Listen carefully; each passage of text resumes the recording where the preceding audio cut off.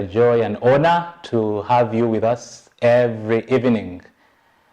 And as always, our pledge is to gather as much information as we can concerning your health, and then we come and share it with you because we know your health is your wealth. Our topic is important. Our topic affects every one of us. We are going to talk about substance abuse.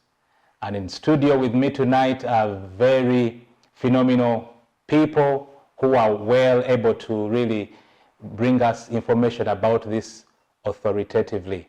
Our guests tonight, that is Dr. Benedict Akimana, is a mental health advocate as well as a psychiatrist at Butabika National Hospital. Dr. Benedict, you're welcome. Thank you. I'm happy to be here. Right next to Benedict, as well as next to me, is Mr. Bill K. Bekunda, who is a recovery coach. Mr. Bekunda has once been affected by what we are discussing tonight. That is the issue of substance abuse. He was once there, but his story has a very amazing story of how he got out of it and how he's helping many other young people come out of it. Bill, you're welcome to the show. Thank you very much. Yes. Yes. Dr. Benedict, I know we are here to talk about substance abuse, but I know it's just a small bit of mental health. So I want us tonight to open up this show by telling us about mental health. And actually from my interaction with people physically as well as online, I think people never think about the mental aspect, you know. People think sickness or health has to do with malaria, HIV, tuberculosis, pneumonia, and all the rest. What is mental health? So, mental health is our psychological, social, and emotional well-being, each one of us. And it does affect how we think, how we feel, and how we act, and how you react to everything. But according to the World Health Organization, basically, it defines mental health as a state of well-being in which you are able to realize your potential. You are able to produce the utmost of wherever you are, to deal with the normal stresses of life. For example, this morning when you're going to work, and in one or the other the border scratched your car, how do you deal with the normal stress of life? How did you react? 3, are you able to work productively and fruitfully? Or whatever you do with your family and at your workplace, were you able to deliver what is expected? And finally, are you able to make a contribution to your community? We come from very many different places. So are you able to make a contribution to your community, to your old parents, to your family, and to your government? So once you're able to do the 4, realize your own potential, work productively and fruitfully, deal with the normal stress of life, and make a contribution to community, we shall say you are mentally healthy. And it's important to know that it's a continuum, that someone's mental health starts before they are born, before they get to this world, until they're about to live into this world. From problems with the mother when she is pregnant, when the child is born, when the child is growing up, is having issues with speaking, with his reaction to an adult, where depression sets in and substance use sets in, that we're going to talk about. And to the elderly, where memory problems comes in, the dementia sets in. So yes, it's a continuum, and it affects all of us because we have a brain. Wow, Dr. Benedict, you've just said something very important. Actually, mental health starts from the womb, while the baby is still in the mother's womb. And so whatever goes on in the mother's life affects what is in the womb. Yes, Bill, you want to add on to what Dr. Benedict has said about mental health? Yes, my language is less complicated because, as you know, me, I was a victim of not knowing what mental health is, and most especially in the field of substance use. And you know, I found that throughout my growing, I was an uncomfortable child. You know, I never seemed to be satisfied with anything. Nothing was good enough for me. That I remember very well from being a child. Even my mother would be like, but Bill, you know, can't you be content? Can't you be happy? Then when I grew up, even when I started abusing alcohol, it became now money doesn't grow on trees, you know, things of that nature, but there was something missing. I never thought anything was good enough. So as per his explanation, you can see that my mental health was already unstable. Okay. But when we have such things happening today, people look at it and say, they are just children. Or they're just teenagers, or they'll go through with this. It's a phase. So you can see that there is a lot that you can actually observe in the current state of people's affairs. That's right. To know what is actually happening with them and where their mental health is, where it lies, whether it's stable, whether it's good, whether it's bad and needs help. Wow. Yeah. Bill brings out something very important. I know many of us that are watching, especially parents, and you have children or you have nieces and nephews. The conclusion, when you don't understand the young person, say, it's their age. Adolescents, they will deal with it. But it goes back to what Dr. Benedict said. Mental health is a continuum, right while you're still in the womb, all the way up to when we go to the grave. So it is something very, very important. Dr. Benedict, what any important things that the public should be looking out for to stay mentally healthy? Well, one of the most important things is to know what mental health is. Wow, okay. That's the beginning point. Yes, to know what it is, to know that it affects all of us. Because once you have a brain, you are at risk of mental illness. So today it could be you, tomorrow it's someone else. So it's very, very important to know that yes, it's part of us. And so when it comes to you, how do you want to be treated? Okay, because you'd want kindness. Yeah. Right? Just like any physical illness sets in, you want to reach out and get help. Just like mental health, so reach out because all of us are at risk of mental illness. Wow, I'm picking something from what Dr. Benedict has said. Every one of us has a brain, and that simply means we are all at risk of mental ill health. So be kind to your neighbor, be kind to your neighbor's son, be kind to your classmates. We will take a short break in a minute, but just to remind you, as always, we are streaming live on our Facebook and YouTube channels, the Doctalk Show. Please share these links with your friends and neighbors. Invite your neighbors into your living room. Let's empower one another this evening. Special thanks to National Medical Stores for bringing this show to us, as well as Camelin Men's Collection. We'll be back in a bit. You are watching the Doctalk Show. You are watching the Doctalk Show. Thank you so much to the National Medical Stores, our sponsors, as well as Camelin Men's Collection. Please share our link with your friends and family, the Doctalk Show on YouTube as well as on Facebook. It is streaming live right now. Let nobody miss out on this very important information. At this juncture, Dr. Benedict, I would love to know, is substance abuse a big problem in Uganda? Where do we stand as a nation? Right. Yes, I'll tell you that quite a number of clients that we admit at the National Referral Mental Hospital have comorbid substance use disorders. So yes, people have been using a lot of substances, which was actually worsened by the COVID lockdown.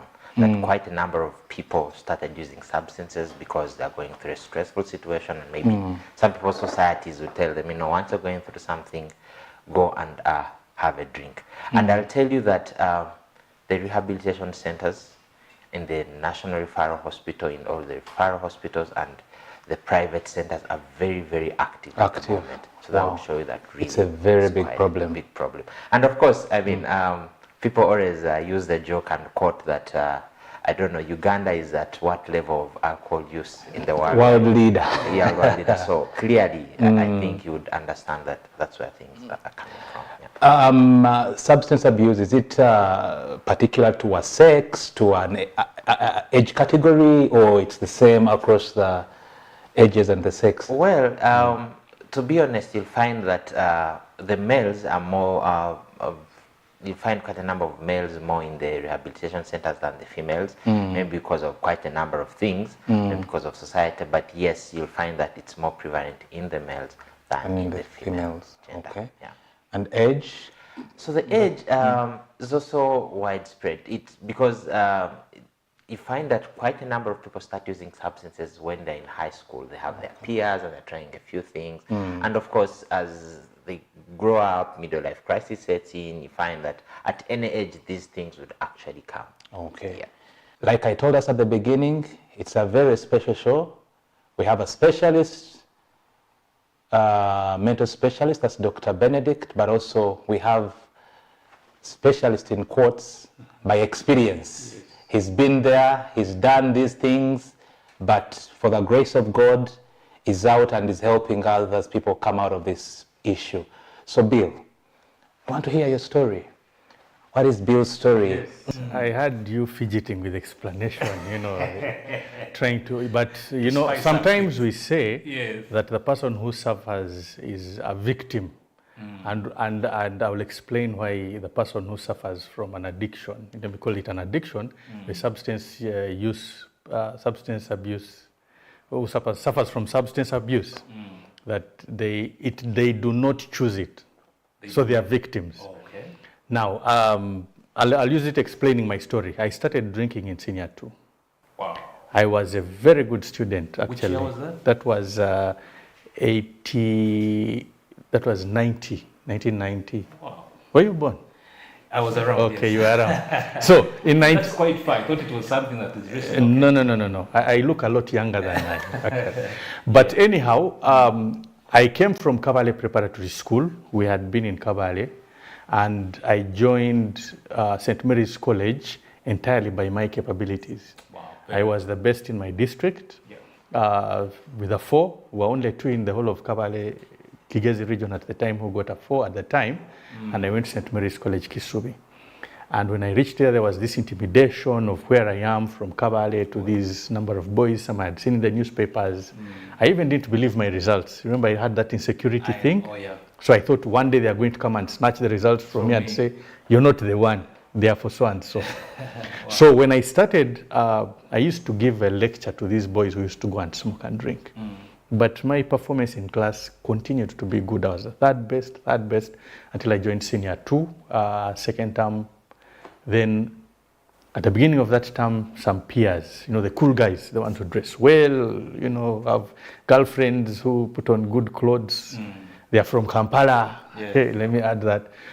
And they were telling me, "Bill, let's go. So I thought to myself, and I think this is the excuse we give ourselves, let me go with these guys so that I can give them a lecture, proper one now, on what they are doing.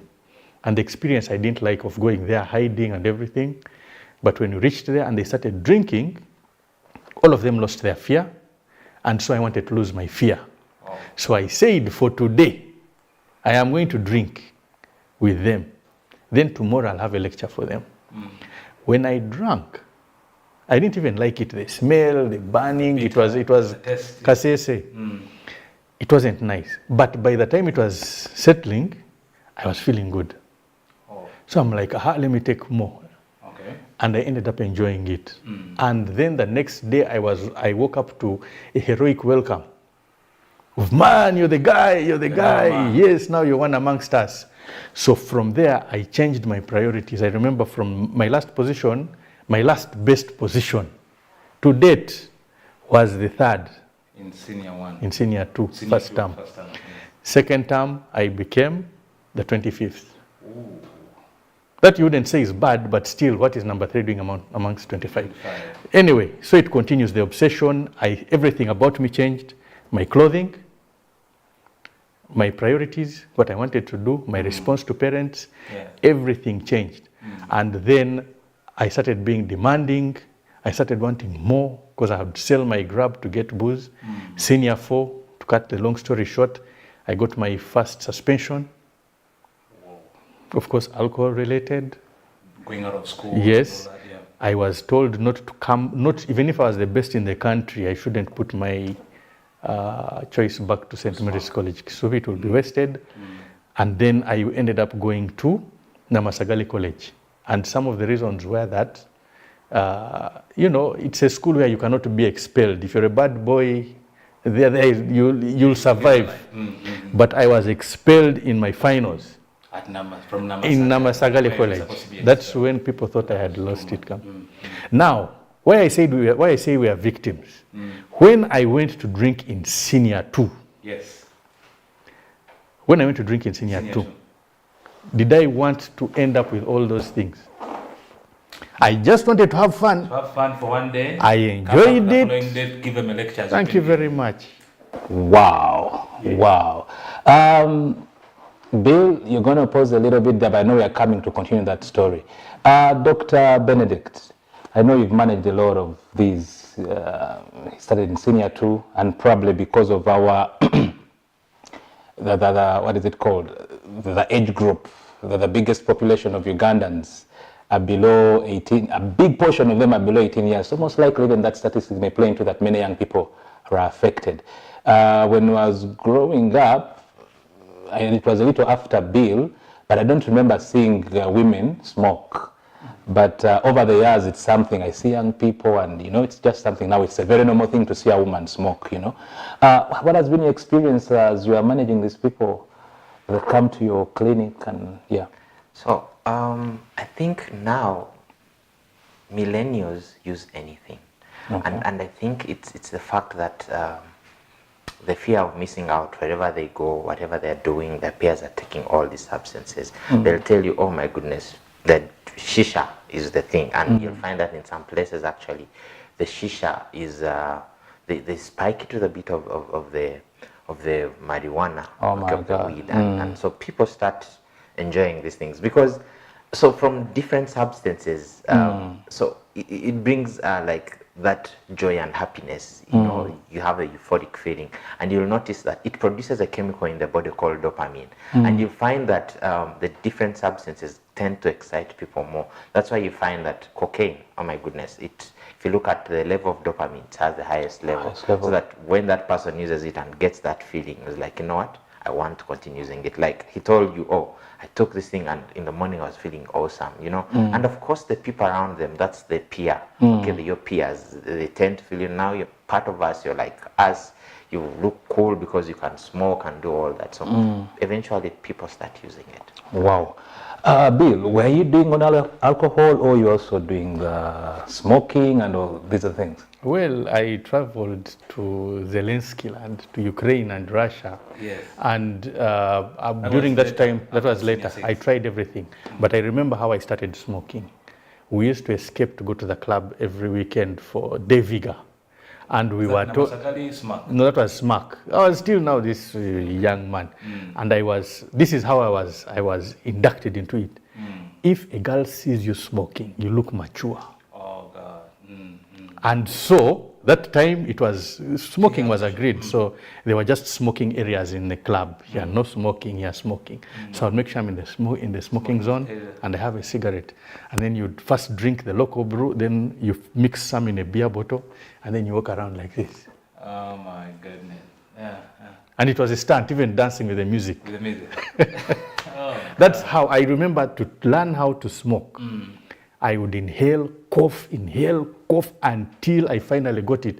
And I would now tell these guys, man, guys, now I can smoke, man. Now I can smoke. Peer pressure. We did not know. Oh, yeah. Yeah.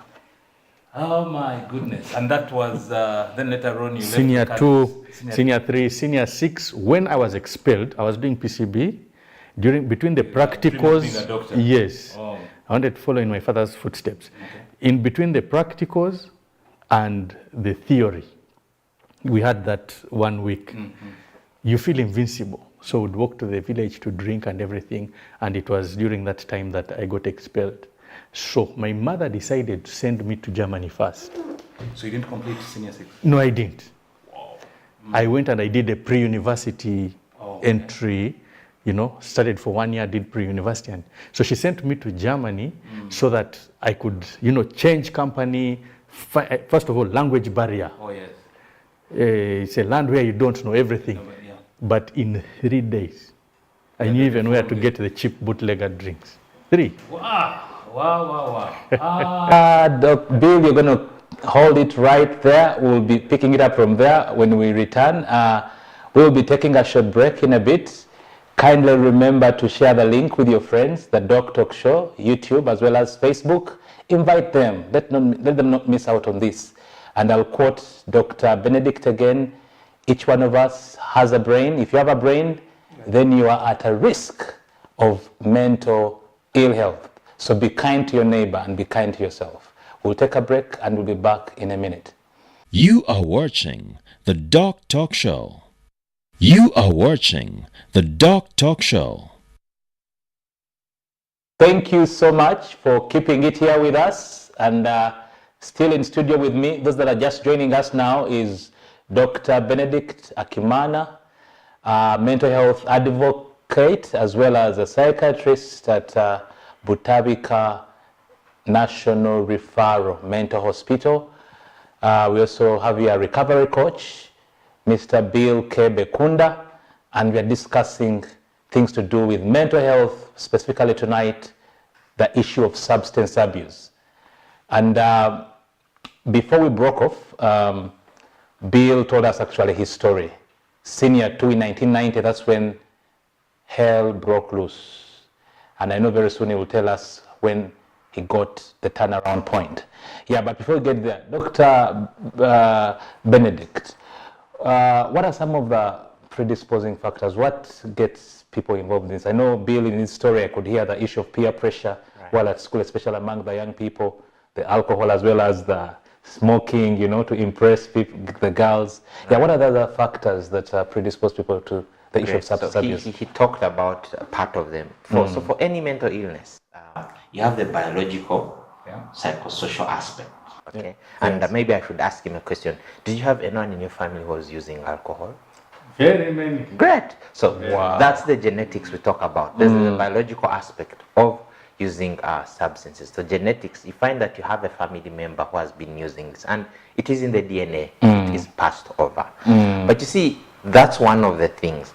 But then you find that you have the psychosocial or the environmental aspect, that yes, you come from a family that uses alcohol, but now they're having the alcohol in the house. Okay, the alcohol is there, available, available. You're going to use it. Then you find that you're maybe in this society that says,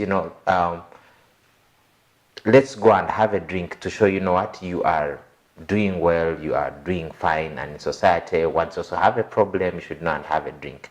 Then you find that some people, like the environmental aspect, that maybe you've gone through a difficult situation, you've lost a job, you've lost a loved one, or something terrific has happened, and you think to go and actually get better is, let me use the substance. And what happens is, it starts by you enjoying, getting the euphoria and thinking you're fixing a problem. Then it rewires your brain, and you find that you can't do without it. So you have the biological aspect, is genetics, and the psychosocial environmental aspect, that whatever happens around you, like if you, like he shared this story at high school, that he was in, these people were using things. So the environment you're in will actually also teach you how to use these things. Wow. And end up using them. Wow, thank you so much, Dr. Benedict. That is quite revealing. Yeah, Bill, we stopped at the point when where Mommy decided to take you to Germany, new country, language you don't know people, and you told us in 3 days you had discovered the places. Yes. Yes.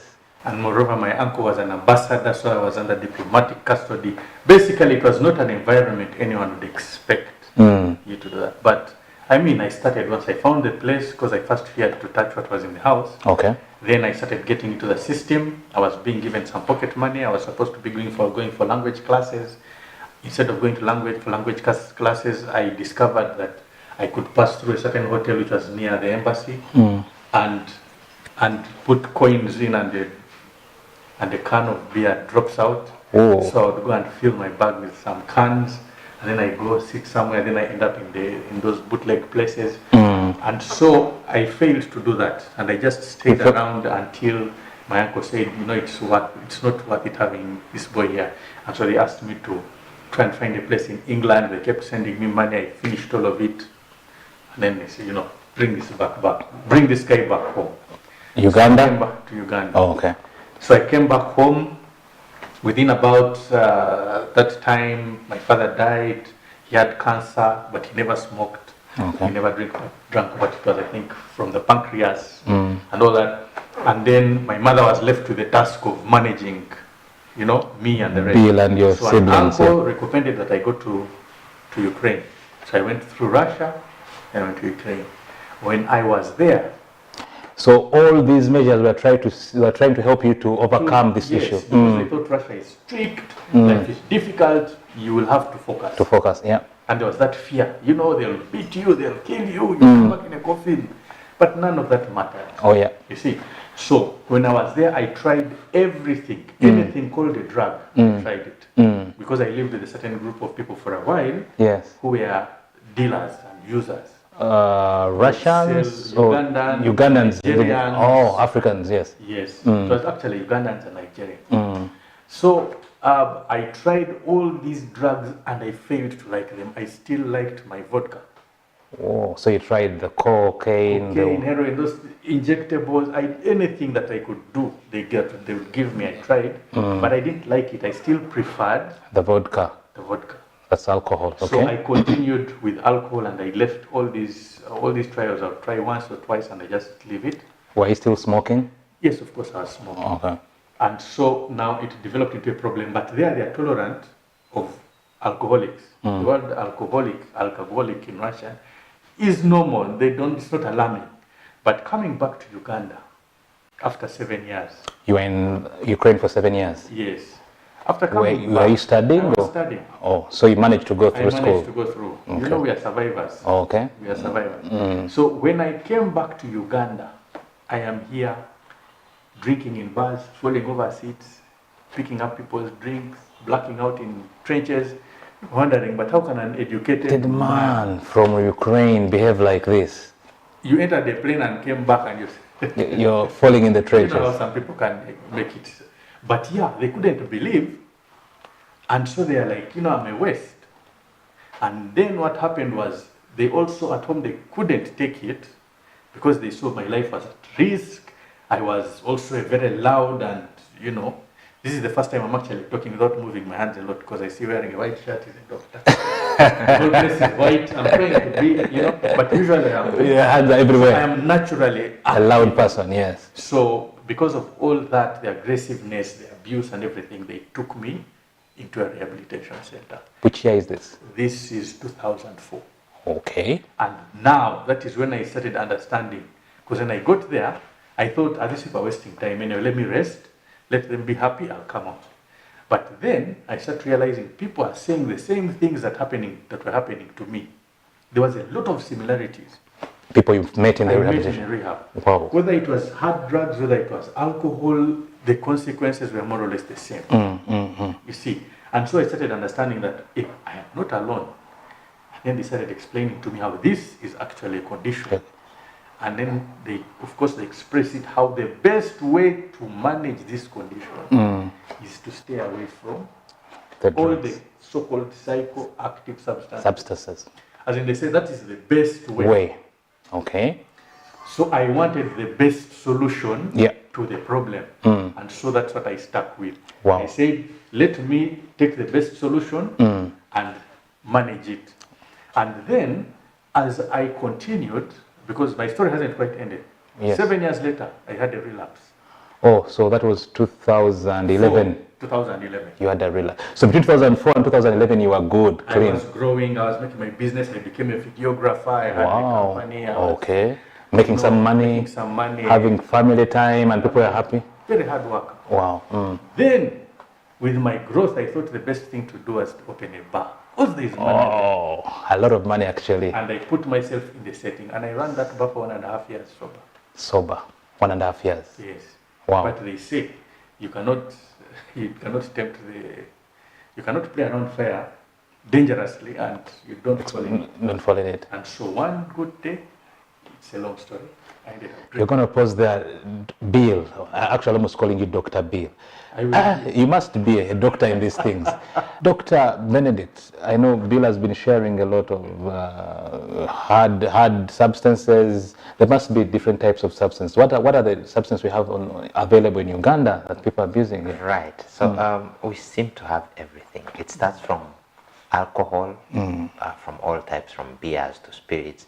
Then you go to cannabis, where you're finding the marijuana, okay, that people smoke. Then you go to opioids, which actually are also affecting people. These are things like pethidine, and you find individuals who have gone medicines that are used in hospital, managing pain, and you find people have started getting addicted to them. And then you go to things like psychostimulants, like cocaine. Okay.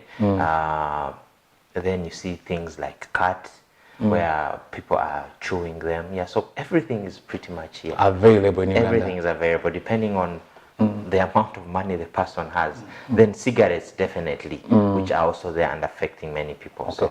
So, and shisha, which seems to have everything. So yeah. So is tobacco is a stimulant? Does it stimulate? Or? Yes, it does. It's part of the psychostimulant. Ah, it's part of this. Okay. It's the cannabis. Wow. Yes. Nicotine. Yeah. I've been seeing in the papers a couple of months ago, yes, talking about marijuana. Is there some law to grow marijuana as a medical product? I don't know. Have you heard anything about that? Well, I know in some parts of the world, actually, it's medical. It is, and some parts of the world also, the people have seen using marijuana as part of treatment, but I've seen that only in New York, and there are only a few people who will actually write it for you. But to be honest, is that studies have been done and shown that people who use marijuana or cannabis, they are more prone to psychotic symptoms. So they followed people and they looked at them and saw this individual who was using the marijuana and the other individuals who are not using marijuana. They found out that people who are using, even just for medical purposes, yes, no, they were abusing substances. Okay. Eventually developed the psychosis, schizophrenia, where they started being abnormal, hearing voices. Yes. The other study showed that the other way showed that people who actually already have these mental illnesses were smoking the weed to kind of,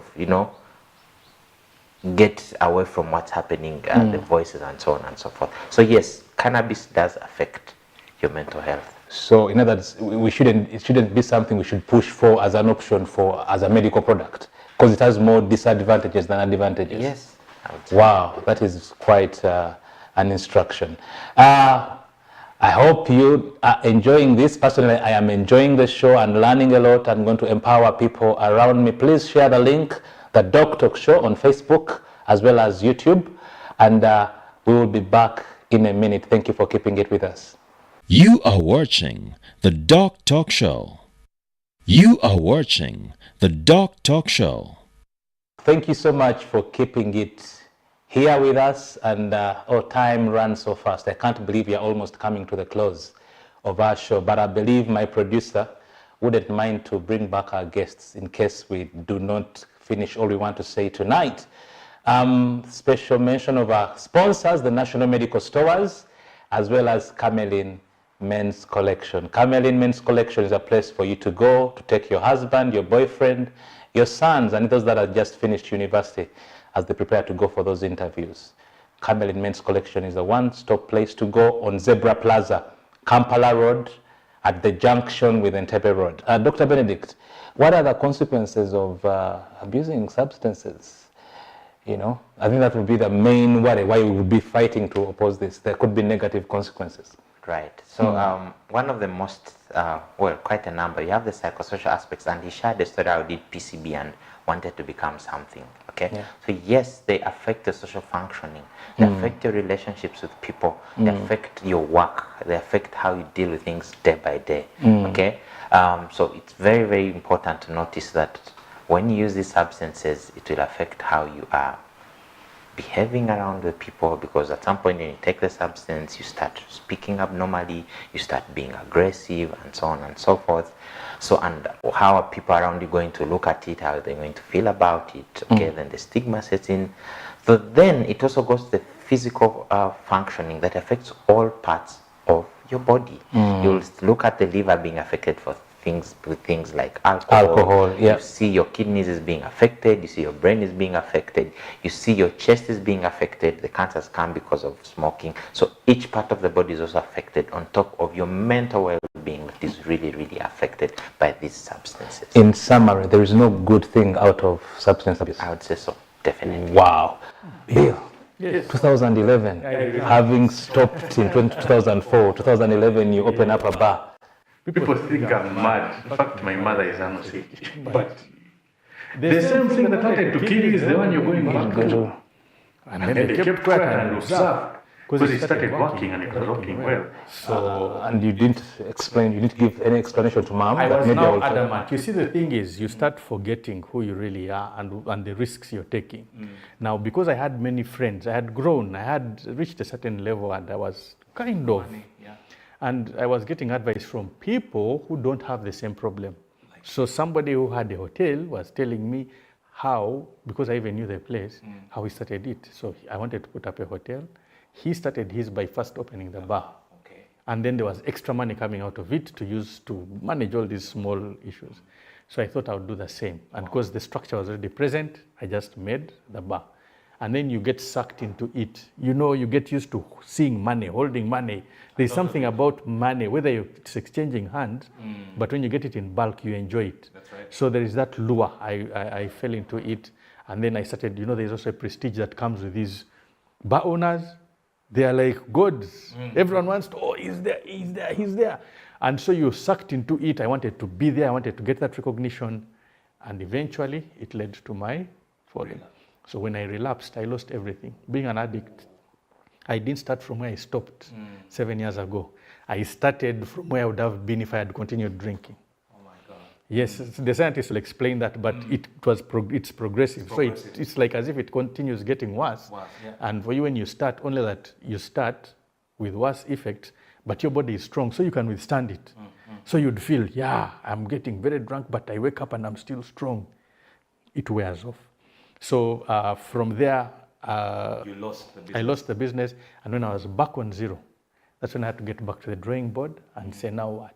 And then that is when I started saying that I have to dig to the bottom of this. That's when I really wanted to know where. And then I found out that my particular case was caused by underage drinking. The earlier you start at a younger age, the more prone you are to develop it. Plus the genetic predisposition, which is in the family. You know, all those things which I had been told in rehab. Were you doing this yourself or you had social support? No, now I was doing it myself because they cut me out.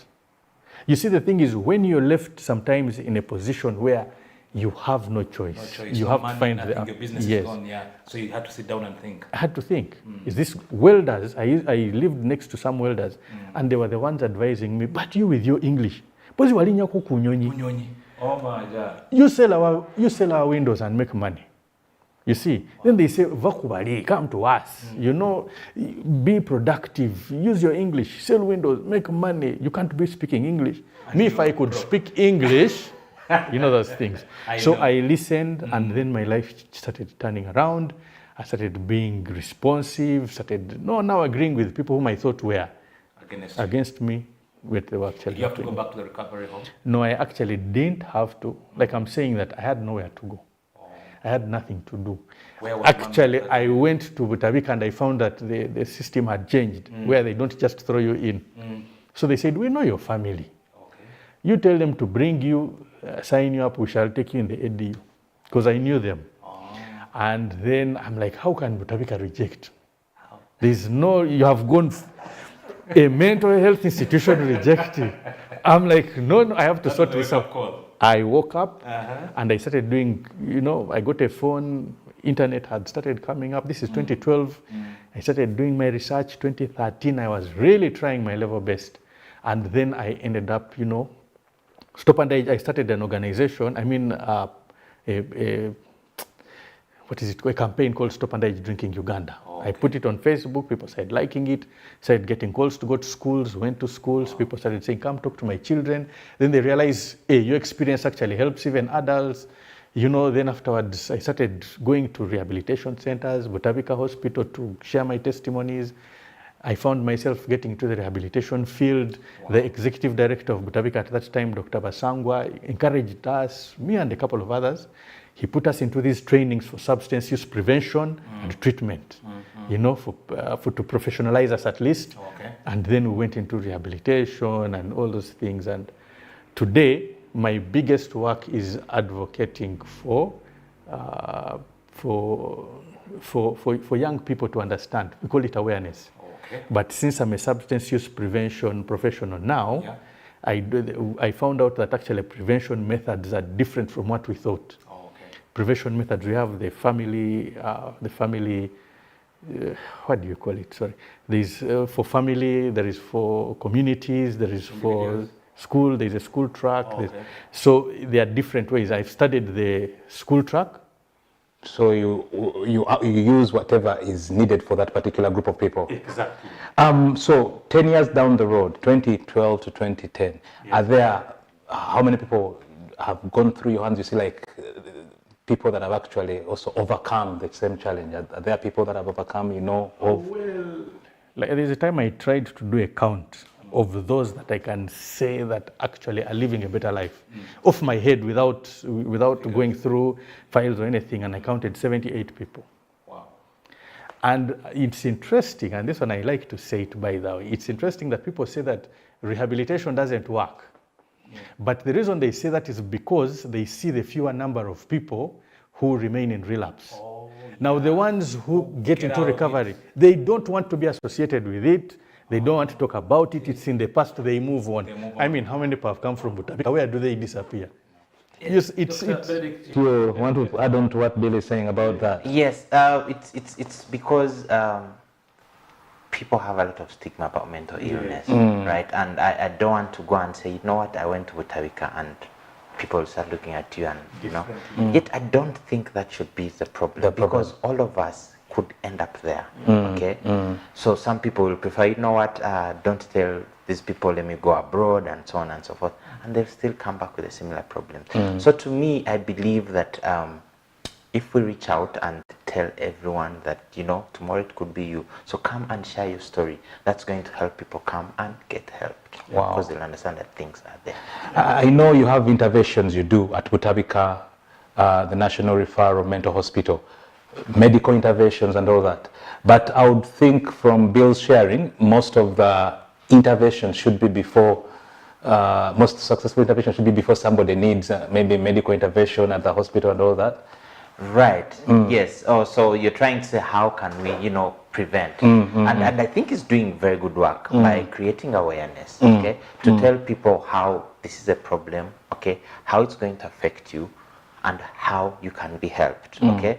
You want to teach people to know how to deal with the peer pressure. Like his story was, I was at high school and people were telling me, what, to look cool, you have to do this with us. So you want to teach people to say, you know what, I am not like you. I don't have to be like you. Looking cool doesn't mean I should do this. So I can find something else to do. You can also teach people how to, manage the stresses in life. I know, yes, some of us may be coming from those societies where, when you're going through something, go and have a drink and you'll be okay. Or to show you're a man, go and have a drink. And we forget that eventually this rewires our brain. So we can teach people to find other ways to, deal with stressful situation, exercise, find a book to read, find something else to go talk about that will, will help people, definitely. And it's important to seek help. Please reach out and come for help. Butabika National Referral Hospital, National Referral Mental Hospital is the most awesome place you'll come to. But because you want to say, why should people know I was in Butabika? I don't think we should look at it that way. And that's why I always tell people, you know what, I think your mental health is more important than your physical health. Do you know what? Because it is your brain that controls whatever is happening. Every other thing in the body, okay? That's right. And you'll notice that when you've gone through a lot of stresses in life, and like depression is really very prevalent, that it's not until you've gone to the doctor and they've done all the physical investigations and they find nothing, then they'll say, you know what, I think maybe have a chat with a mental health personnel. So to me, mental health is as important as your physical health. So if we look at it that way, as we wake up and create awareness about other things, let's do that for mental health as well. Wow, thank you, Dr. Benedict. And Bill has said something very important. The few individuals that are failing to get out of it are the ones that are over-publicized than the many numbers that have gone out of it. So Bill's story is a story of hope. And off his head, he said over the last 10 years, he can see about 7 to 8 people that have gone through his hands and now living very fruitful lives. Yes, Bill? Yes. Parting shots, what are you up to as we follow up with this here? I think now I have dedicated my life to creating a conducive environment for young people to thrive. Okay. And why? Selfishly, I'll always say it. I even told you when we were coming in that it is because I have young children and they are at risk because of the genetic factor. Wow. So therefore, if the environment is good for them, then, you know, and it's not them alone. If their friends are their peers, then they also need to be helped. That's right. So even on the 28th of April, for 2 days, 28th and 29th, we are going to have an event which is giving awareness, life skills about, you know, to teenagers, 13 to 19 years old, so that they can start understanding these things. Behavioral health development is the topic, and under it we have sex and relationships, we have financial literacy, we have got addictions, we have got physical and mental health. Okay. And for 2 days, we are going to intensively give them everything they need to know as a starter pack. Where is this going to be? It's going to be in Mutungo at Canopy. Canopy in Mutungo. Canopy in Mutungo. Is there a fee for this? Yeah, there is a fee, which is 65,000 per teenager. Per teenager, yes. Wow. Parents, hope you've heard. Prepare your children. This is an occasion you wouldn't love your child to miss. Wow, thank you so much, Bill. You're It's welcome. been awesome. I would love to go on and on. I hope my producer will give us another chance to have this show again. Yes, Dr. Benedict, parting shots. Right. So, like I talked about it earlier, once you have a brain, you're at risk of mental illness. How would you want to be treated? Right? So do unto others what you'd want them to do unto you. Be kind. I would really want this to go on and on, but I believe there is one particular point probably you've picked from this that will probably use to impact your family member or friend.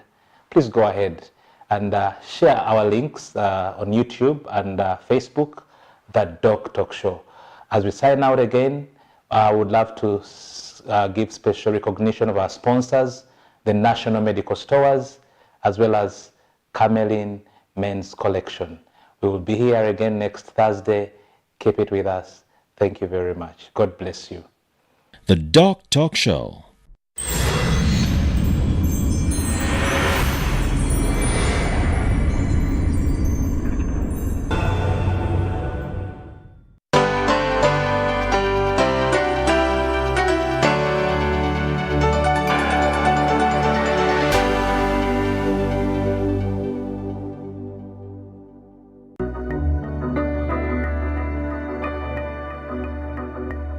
Assalamu alaikum wa rahmatullahi wa barakatuh. Why do we fast as Muslims? We do fast as Muslims because Allah subhanahu wa ta'ala wants us